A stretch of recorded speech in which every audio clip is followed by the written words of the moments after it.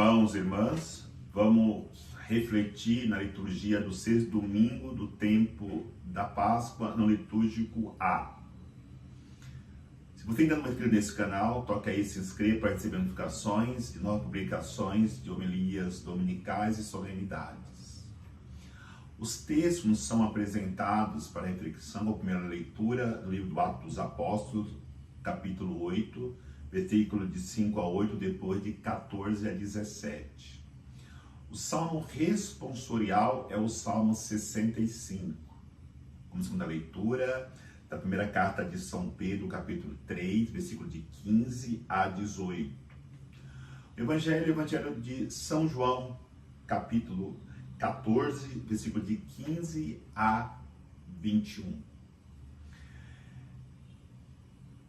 Podemos dizer que nós estamos iniciando um pequeno advento para a vinda do Espírito Santo. Porque a liturgia da palavra começa, a partir de agora, direcionar a reflexão da segunda pessoa da Santíssima Trindade, de Cristo ressuscitado, para a terceira pessoa da Santíssima Trindade, que é o Espírito Santo. Lembro que celebraremos o sétimo domingo, semana que vem, depois a Ascensão e o domingo de Pentecostes, encerrando assim o tempo pascal. E lembro também que hoje celebramos, nesse segundo domingo de maio, como em todos os anos, o Dia das Mães, que possamos rezar nesse final de semana pelas nossas mães, para que sejam abençoadas. E quem já tem a mãe falecida, rezem pelas mães falecidas, para que elas possam interceder por nós na eternidade, aqueles que já perderam as suas mães. Entrando na reflexão da palavra. Toda a liturgia, como é próprio do Espírito Santo, vem nos direcionar para a vida de comunhão, para a vida de comunidade. A primeira leitura fala da comunidade que nós estamos introduzidos nela no dia a dia. A igreja, a nossa família, a nossa comunidade de trabalho, nossa comunidade escolar, são todas comunidades. A segunda leitura vem nos direcionar para a nossa vida interior, nossa comunidade dentro de nós mesmos. É vivermos bem conosco mesmo. E o Evangelho nos direciona para a reflexão da comunidade celeste, da eternidade que nos espera. Refletindo a partir da primeira leitura, o que precisamos para poder vivermos no dia a dia em tantas comunidades que nós somos presentes, participantes neste mundo. Primeiro, nós estarmos cheios do Espírito Santo. Na primeira leitura, Filipe é representação de cada um de nós, que cheio do Espírito Santo se direciona a Samaria. Samaria simboliza todas as comunidades que nós vivemos nelas neste mundo. E estas comunidades precisam ter uma hierarquia que confirme. Olhando para a pessoa de Filipe, que é a figura de cada um de nós, precisamos sairmos de nós mesmos e ajudarmos a comunidade a ser melhor. Mas não é possível sairmos de nós mesmos se nós não estivermos cheios do Espírito Santo para nos doarmos em favor da comunidade ou das comunidades que nós vivemos. Foi isso que Filipe fez. Cheio do Espírito Santo, partiu para a missão. E quando chegou em Samaria, lá tinha uma comunidade onde as pessoas ainda não tinham experimentado, não tinham conhecido o Espírito Santo. É necessário que o Espírito Santo chegue em todas as comunidades. Porque se o Espírito Santo não chegar, não tem vida cristã, não tem fraternidade, não tem comunhão.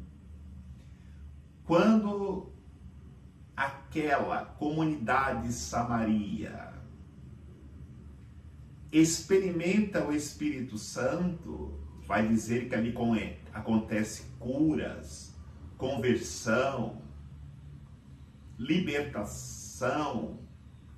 As pessoas se tornam renovadas. E quem Filipe comunica para confirmar esta comunidade? A hierarquia. Pedro e João. E podemos dizer que aí está a importância que infelizmente se perdeu muito essa consciência nos dias de hoje do sacramento do crisma, da confirmação da maturidade cristã. Ali a igreja chega, simbolizada em seus dois grandes expoentes, Pedro e João, impõe as mãos nos membros daquela comunidade, todos ficam cheios do Espírito Santo e a transformação, a mudança de vida acontece. Então vamos repassar, Filipe, a figura de cada um de nós. As comunidades que muitas vezes não demonstram a plena do Espírito Santo é a figura de Samaria. E cada um pode colocar a sua comunidade nessa reflexão. E a importância da igreja. Sem a igreja não está ali presente alguém convertido, não há uma comunidade que experimentou a graça de Deus. A igreja é que conduz à santidade os seus membros, as suas comunidades. Aí vamos para a reflexão na segunda leitura, a reflexão da vida interior, porque só seremos comunidade com os outros se estivermos em comunhão conosco mesmo. Por isso a leitura fala: santificai em vós Jesus Cristo. E nós só podemos santificar em nós Jesus Cristo se nós estivermos santificados pelo Espírito Santo. E aí vai dizer, o apóstolo, para nós nos santificarmos em Jesus Cristo, é preciso comunhão, respeito e uma consciência pura. Comunhão com Jesus Cristo, que não só entregou a vida por nós, mas enviou sobre a humanidade o Espírito Santo, que nos faz nos santificarmos para podermos assim acolher um coração puro, Jesus Cristo em nossas vidas. O respeito está ligado diretamente a não contaminarmos, a não mancharmos esse templo que somos nós, essa comunidade espiritual que somos nós, onde acolhendo com santidade o Espírito Santo, nós faremos que muitas pessoas se tornem comunidade cristã pelo nosso testemunho de vida. E a consciência pura está ligada à realidade de que, mesmo que eu seja perseguido, mesmo que eu seja incompreendido, mesmo que as pessoas não me reconheçam, eu estou com consciência pura, tranquila, porque eu sei o que eu estou fazendo é por ação do Espírito Santo em minha vida, e quem me santifica e quem dá testemunho de mim é o Espírito Santo, através das obras que eu realizo, para que a igreja, para que Cristo seja conhecido e santificado, não só na minha vida, mas na vida de todos aqueles que eu anunciar a boa nova do Evangelho da salvação. E o Evangelho, eu me preparar para a comunidade eterna, para o céu. E aí, a presença do Espírito Santo é imprescindível para que isso aconteça. E o Espírito Santo age de maneira concreta. Talvez, quando nós dizemos bem assim, o Espírito Santo é luz, o Espírito Santo é força, o Espírito Santo é poder em nossas vidas.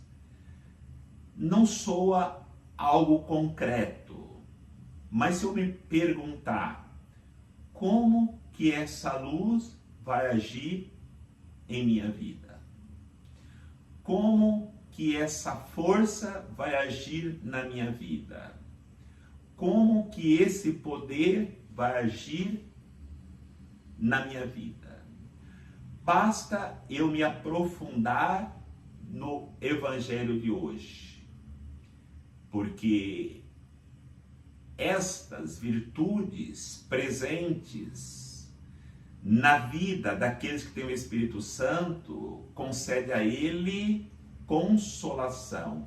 E a consolação já é algo concreto. Por que concreto? Vou dar alguns exemplos. Abraão estava desconsolado em sua vida.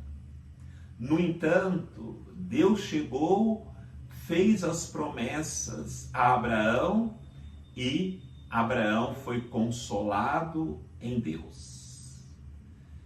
Elias, na sua luta contra Jezabel e o rei Acaz, que implantavam na sociedade de Israel o Deus Baal, ele foi perseguido profundamente porque ele havia desmascarado os profetas de Baal. A rainha de Jezabel perseguiu, o rei perseguiu de morte. E Elias, fugindo, já estava desconsolado, até a ponto de pedir a morte. Mas Deus chega e consola Elias, renova as suas forças, dando-lhe os alimentos necessários, e consolado em Deus, Elias partiu para realizar tantas outras missões como ele realizou. Assim somos nós quando deixamos nos consolarmos em Deus. Da mesma forma, Deus age, como vai dizer o Evangelho, na pessoa do Espírito Santo, como nosso advogado, o Paráclito. Nós lembramos como que Davi foi perseguido pelo rei Saul, que havia perdido o trono, de morte. Mas em todos os passos, pelas matas, pelos desertos, pelos desfiladeiros, Saul perseguindo Davi, mas Deus foi a defesa, o advogado de Davi. A mesma coisa naquela mulher pega em flagrante adultério, Maria. Ela parecia que pela lei ela estava condenada, mas chegou o defensor dela e ela foi defendida e guardada de todo os seus acusadores, e ela conseguiu a salvação. Dimas, na cruz, no último momento, já estava para partir deste mundo em pecado mortal. Mas chegou o defensor na última hora, tocando no coração dele para que ele pudesse se arrepender. Ele, arrependido, recebe a misericórdia de Deus.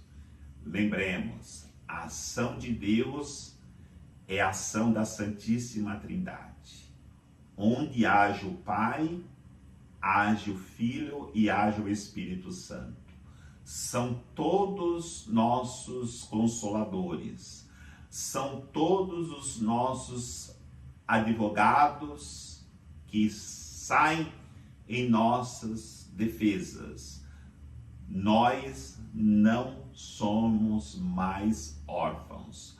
O Espírito da Verdade veio para que sejamos adotados pela Santíssima Trindade, e nesse amor nós devemos sempre colocarmos as nossas vidas e trilharmos assim o caminho da santidade.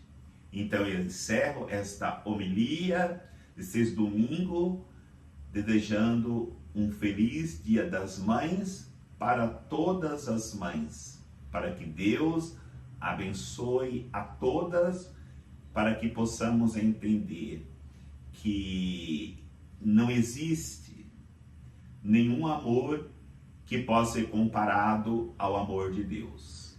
Mas se pudéssemos fazer uma comparação, embora muito longe, o mais próximo do amor de Deus é o amor de mãe pelos seus filhos, porque a mãe, como Deus, ama os pecadores, ama os filhos que andam num caminho certo, mas ama mais até mesmo os pecadores, porque precisam mais de acolhida, de ajuda e de proteção. Que possamos, no Dia das Mães, abençoar a todos de maneira especial, todas as mães. Que o Senhor nos abençoe, em nome do Pai, do Filho e do Espírito Santo. Amém.